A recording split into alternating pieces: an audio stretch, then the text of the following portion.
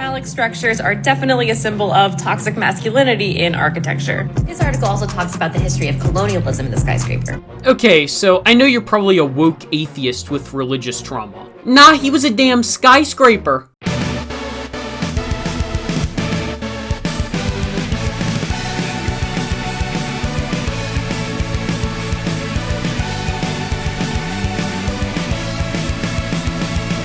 Hello, this is Game Chair from Overly Dank Name, and today I found a video of a TikTok feminist claiming that all skyscrapers are sexist.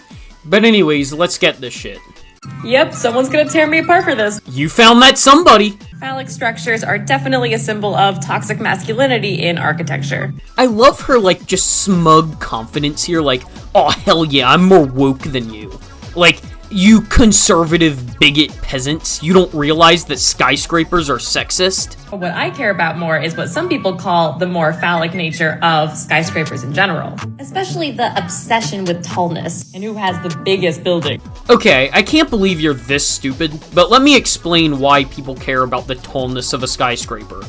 First of all, real estate in big cities like NYC, Tokyo, Dubai, it's expensive, so you want to get the most out of the land you bought.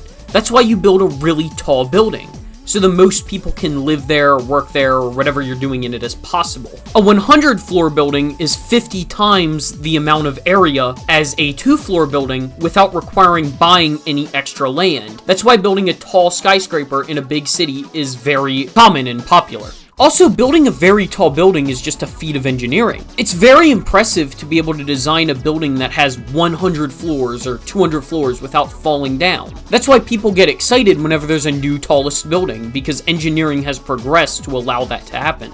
So many theorists and historians have talked about this, such as this very thorough article from 1977 by Dolores Hayden. Oh no, the skyscrapers they're raping me. I hate the undermining of the meaning of the word rape.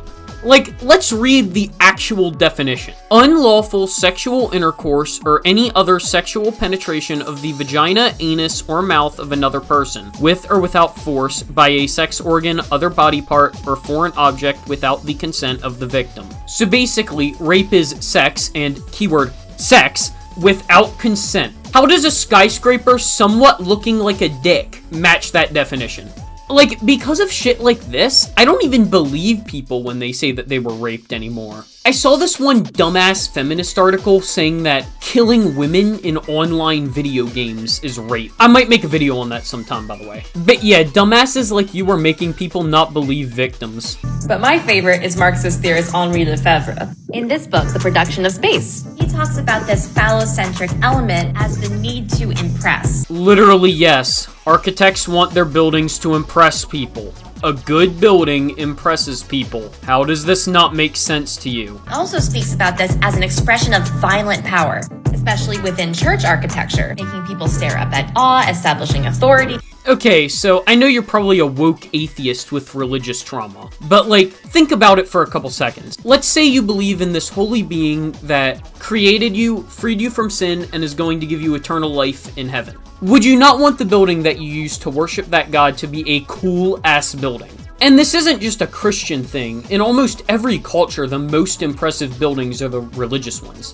For example, these Buddhist temples in Bhutan, this mosque in Istanbul, and of course, going back to Christianity, the Notre Dame Cathedral in Paris. This article also talks about the history of colonialism in the skyscraper. Oh god, not only are the skyscrapers raping you, they're also colonizers? You thought Christopher Columbus looked like this? Nah, he was a damn skyscraper. I'm obliged to say, because there's so much more here, that this was just the tip.